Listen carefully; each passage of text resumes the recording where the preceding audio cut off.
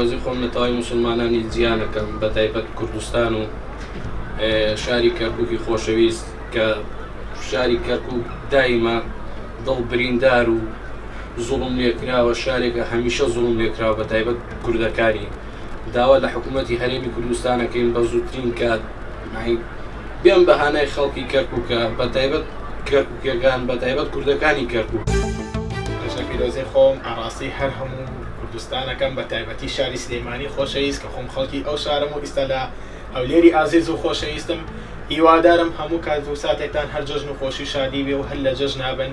بەڕاستی هەستەکەم ئەم جەژنە جیاوازترە لە جەژنانی ڕابردوو لەبەر ئەوەی جۆش و خۆشیەک و خۆشبەختیەک بە خەڵک و بە ڕوخساری خەڵکەوە بینم و هیوادارم ئەم حکومەتە تەشکیل بکرێت و ئیتر ئەم سترێسی خەڵک نەمێنێ بە هیچ شێوەیەک.